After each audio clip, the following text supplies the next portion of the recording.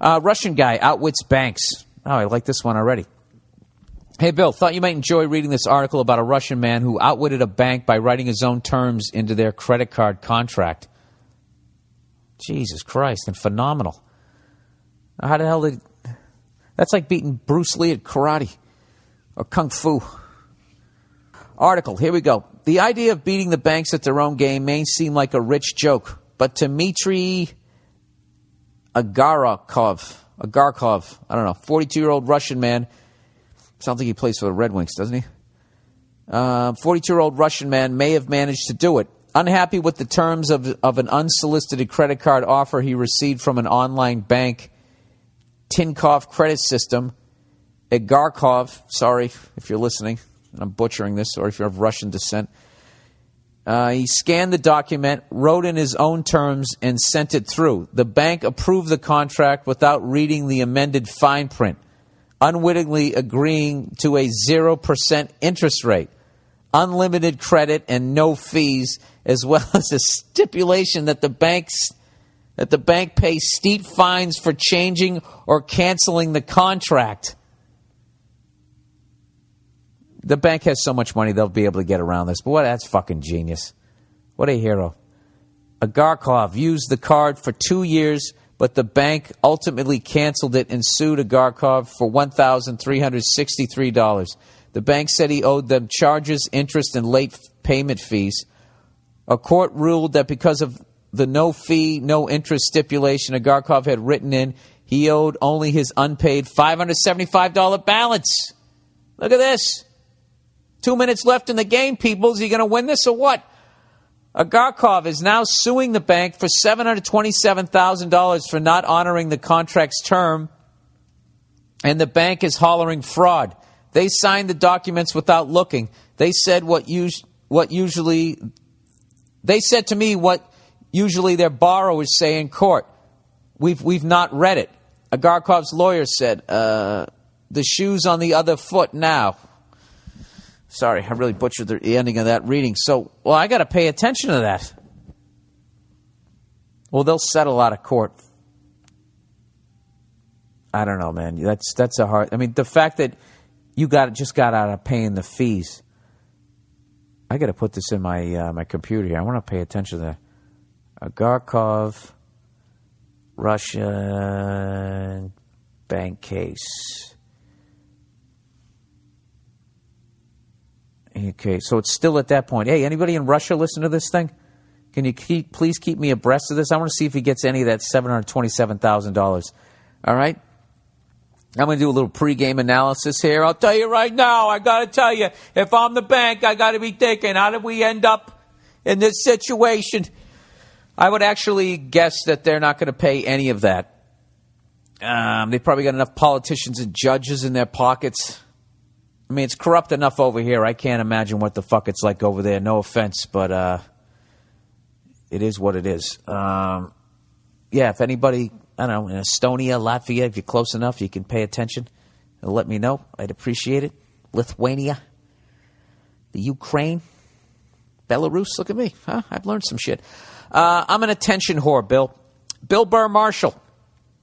I'm a 16-year-old guy, and I've recently come to terms with the fact that I love attention. In most instances, this would not be too big of a deal. I mean, look at you. You made a career out of it. Hey, listen, you fucking cunt. Just because you found out that you're a dick, you don't got to rub up against me and get your stink on me. You know? Did I say I didn't like fucking attention, you asshole? Jesus Christ. You know, I was actually going to compliment you with the fact that you actually could step outside yourself and see something that could potentially be a flaw. Wanting attention is not a bad thing. It's all how you do it. You know? All right, here we go. I constantly sit in class loudly cracking jokes and can usually get the whole class laughing. Plus, I don't have to worry about the teachers yelling at me because I'm such a manipulative son of a bitch that I have ensured that they all like me. Here's the problem. My friends hate it. All right, this is taking a different turn here. The jokes I make with them are far different. I actually think they're funny. You see, the jokes I make to the whole class are shitty, hacky, cheap, cheesy, douchey jokes targeting a group laugh. The jokes I make with my friends are normally riffing on something. They might actually be creative. Oh, all right. So you kind of, when you're with your friends, you're actually a comics comic. But when you're in front of the crowd, you're playing to the masses. Well, you got to pick a road here, son. Or maybe you don't. I mean, it's not like you're trying to be a comedian, or maybe you are. If you're going to be a comedian, I would try to make the crowd laugh at the jokes and make your friends laugh. All right, here we go. Now I know the simple solution seems to be stop being a class clown, but I just love the attention. I'm so emotionally undeveloped that I crave the class approval and attention. Dude, you're not emotionally undeveloped. This is unbelievable that you have this sort of knowledge of self at 16. I certainly didn't. What you know at 16, I don't think I knew till I was 36. So you're in a good situation here. He goes, I love being the center of the class, making everyone laugh, despite knowing that I'm being fake and not myself. What should I do?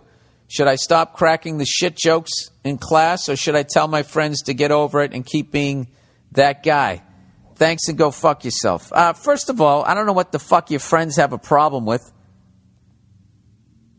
I mean, how bad are these jokes you're saying? And you're basically, what you're doing is, in class, sounds like the first, 3 to 6, 7, 8 years of being a stand-up comedian, where once you figure out how to make the crowd laugh, you then try to be like, well, I want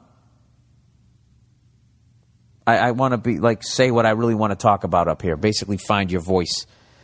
So, I don't think that you should make a change because of your friends. I think you should make a change because you want to make the change. You know? Wouldn't that make sense? If you like the attention and that type of shit, who gives a fuck? But if you want to take your class clownery to the next level, I would go with some of the more creative stuff. You don't have to always go with the shit joke, but I have to commend you that when I used to be a class clown, I would always get in trouble, and the teachers didn't like me. So the fact that you're able to do that is great. And I think you're going to be real successful in life. You could do anything. Politics, show business, sales. If you can actually talk to a crowd, that really puts you ahead of the game, I would think. All right, he also says, P.S. As a Blackhawks fan, I would just like to personally thank Boston fans for being so classy, respectful, and dare I say, saint-like. Saint-like. From the bottom of my heart, my Blackhawk heart, I would like to personally thank each and every Bruin fan. You are all models of fandom. Thank you for fucking mocking that. Or just trying to rub it in. I don't give a shit at this point. That seemed like years ago. And we just won a cup. So I'm good. So congratulations to you, sir. Good luck with trying to find your voice as a class clown.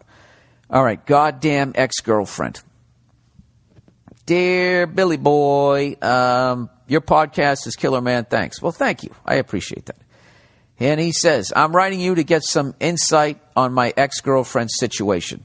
About 6 months ago, my ex dumped my ass and totally crushed my heart. That's the worst. You got to go through it, though. He says, I was fucked up for a while, but took some of your advice and focused on improving my own shit. I never called her, texted her, or did any asshole for 6 months. A couple of months ago, she texts me. Fucking, I knew it. I knew it. Now, without reading this thing, she's texted you. Now, either she legitimately wants to get back together with you, which if you still love her, that would be a good thing, or whatever the fuck whatever life path she went down over the last 6 months has hit a bump in the road, and maybe she's having second thoughts, or maybe she's completely evil. And she's like, wow, he just never called me again. Why don't I call him up and mind fuck him? Those are my 3 guesses on the cunt genie lamp there. All right, so she texted me. She wanted to know what I've been up to and how I was doing. She also wanted to know why I unfriended her on Facebook. And he writes, why do you think, you dumb cunt? Now, wait a minute. Did you unfriend her because of my advice, or did you do that on your own? That's a great thing. You got to cut the cancer out. You can't be watching what the fuck she's doing. All you're doing is prolonging that pain in your heart. You got to, I'm telling you, you got to cut off all contact, and then you got to go Chris Bosh, where you just got to drop to your knees a couple times a day and cry it out. Don't be afraid to fucking do that. Now, I wouldn't do it in front of a bunch of men, but, do it on your own. Like, as a man, you have to understand that the reason why you're able to cry is because you're supposed to.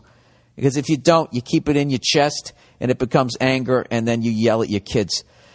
All right, I resisted the urge to tell her to go fuck herself and kept my responses cool and casual. Dude, you are on the road to a post-breakup blowjob. That's where you are right now. Let's see if you keep the car on the road. Here is my question. How the fuck do broads know when you are finally getting over them and that they should get a hold of you and make you feel like shit again? Also, I knew it. Also, do you think it's a dick move to get a hold of an ex if you're the one who dumped them when they haven't gotten a hold of you since the breakup? Finally, how do you think I should handle this going forward? Well, you know what?